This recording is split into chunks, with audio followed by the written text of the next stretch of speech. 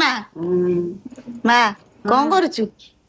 କଣ କରିବି, ଖେଳ ତ ଦେଖୁଛି ଯେ ଭାବିଲି ଆଉ ବେକାର କଣ ବସିବି, ଗଲି ଦେଖିଲି ତୋ ଘରକୁ ଆସିଲେ ମୋର ଧନ୍ଦା। ଫ୍ରିଜ ଖୋଲିଲା ବେଳକୁ ଏ ଉଠେଇ କ୍ଷୀର ତ ଥିବ ଇଏ, କୋଉଠି ଫଳ ବି ସବୁ ପଚିଗଲାଣି। କୁଆଡେ ପଚିଛି? ଏଟା ଜିନିଷ ଆଣୁଛ ପଇସା ଦେଇକି କିଣୁଛ, ଏଟା ନଷ୍ଟ ହେଇଗଲେ ମନ କେତେ ଖରାପ ହବ। କେତେ କଷ୍ଟରେ ପଇସାଟା ରୋଜଗାର କରୁଛ, ତାକୁ ଠିକ ଭାବରେ ବ୍ୟବହାର କରିବ ନା। ମନେ ପଡୁନି ଏଗୁଡା କରିବାକୁ। ଆଉ କେମିତି ହବ? ମୋ ମା ବି ଘରେ ଥିଲେ ଯେତିକି ଜିନିଷ ଥାଏ ବଳକା ଜିନିଷ ସେ ସବୁ ବାହାର କରି ଦିଅନ୍ତି। ତେଣୁ ମା ମାନେ ସେ ଘରଟା କୁ ସବୁବେଳେ ସ୍ତ୍ରୀ ଲୋକ ହଉଛି ଘରର ମେରୁଦଣ୍ଡ ନା। ଆଉ ତମେ ମାନେ ଘରର, ଆମ ସମୟ ତ ଗଲାଣି, ମାନେ ଲିଭି ଲିଭି ଗଲାଣି। କିଏ ଲିଭିଯିବ? ଜୀବନ ପ୍ରଦୀପ ଲିଭି ଲିଭି ଗଲା ଆସିଲାଣି। କିଏ ଲିଭିଯିବ? ଆଉ ତମେ ମାନେ ସବୁ ଏଗୁଡାକ ରକ୍ଷଣାବେକ୍ଷଣ ଦାୟିତ୍ଵ ସବୁ ତମର ନା। ଆଉ ସବୁ ମା ର କାମ, ମା ମାନଙ୍କର କାମ। ମା ଆଉ କିଛି କରିପାରିବନି। ନିଅ ତୁ ଖା, ତୁ ଖା, ପିଲାମାନେ ଜଇଁକି ଦଉଥା। ଭଲ ଲାଗିବ। ଆଉ ଜଇଁ ତ ମୋ ଝିଅର ଇଏ ଆଉ, ହର୍ତ୍ତା କର୍ତ୍ତା ଦୈବ ବିଧାତା। ଆଉ ଜଇଁ ଭଲ ରହିଲେ ଝିଅ ଭଲ ରହିବ ନା। ଆଉ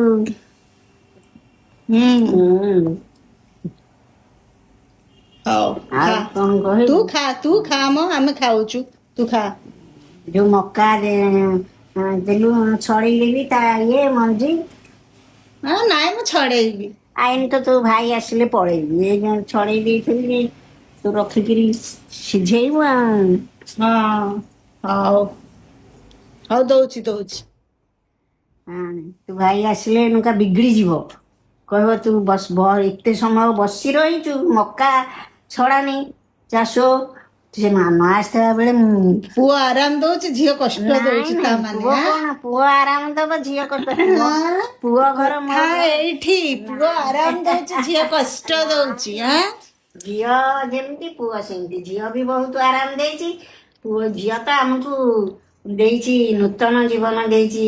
ବାପାଙ୍କ ଦେହ ଖରାପ, ମା ଦେହ ଖରାପ, ଝିଅ ବହୁତ ସାଥ ଦେଇଛି। ହଉ ହଉ ହେଲା, ଥ୍ୟାଙ୍କ ୟୁ ଥ୍ୟାଙ୍କ ୟୁ। ତା ସାଙ୍ଗରେ ଜଇଁ ଦେଇଛି ସାଥ। ଜଇଁ ଆଉ ନହେଲେ ଇଏ ନହେଲେ ଝିଅ କଣ ଏକୁଟିଆ ଦେଇପାରିବ ସାଥ? ଜଇଁର ବି ସାଥ ଅଛି। ଜଇଁ ବି ଭଲ ପିଲା, ଝିଅ ବି ଭଲ ପିଲା। ଯେ ଜଇଁ ଘର ଫାମିଲି ବି ଭଲ। ତାଙ୍କ ବାପା ମାଙ୍କର ଭଲ ସଂସ୍କାର ଅଛି।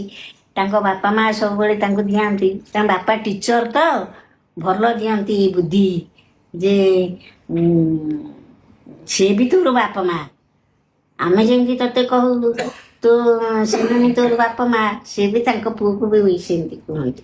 ହଉ, ତମ ସଂସାର ଭଲରେ ଚଳିଲେ ତମର ଉନ୍ନତି ହବ, ତମେ ଭଲରେ ରହିବ, ତମ ପିଲା ବି, ତମ ଭବିଷ୍ୟତ ବି ଭଲ ହବ। ଆଉ ଭଗବାନ ବାବା ତମକୁ ଭଲରେ ରଖନ୍ତୁ।